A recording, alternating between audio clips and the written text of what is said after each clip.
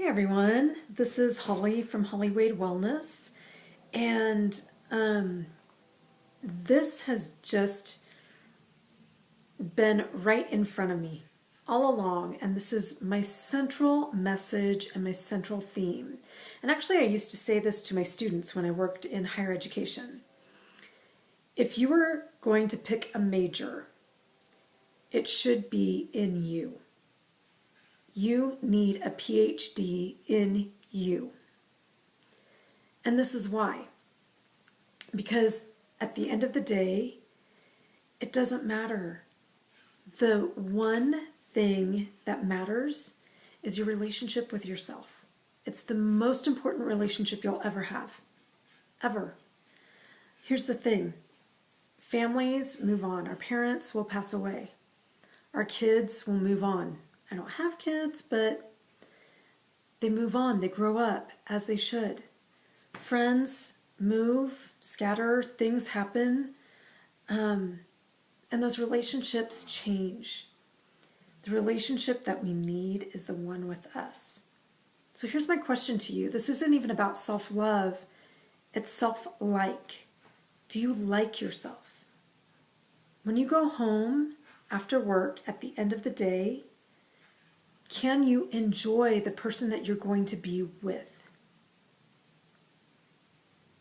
Can you spend time by yourself? Do you know what that's like? Or does it scare the crap out of you? Just wondering. And maybe that's the question that you need to start to search. Like, why do I need stimulation around myself? Why can't I just be still with myself? What scares me about that? Because the greatest journey and the most rewarding one that we can have is to go deep within.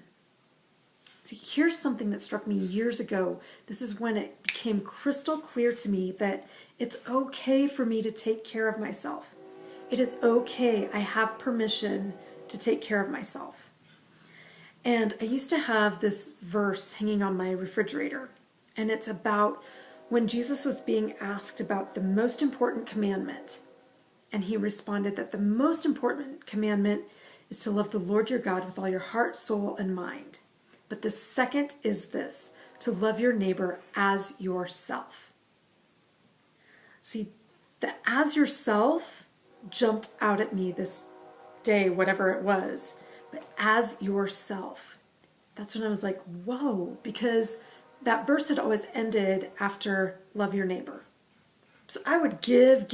I would overextend myself for other people, trying to impress them, trying to, just please them, make them like me, make them love me, make myself more acceptable. But I lost myself in the midst of all that. And I was exhausted. So here's the thing. Self-care is actually about taking care of ourselves 24/7. It's getting to know ourselves. It's filling ourselves up. It's feeding ourselves well. It's exercising and moving our bodies in ways that feel good and kind and nourishing to our bodies.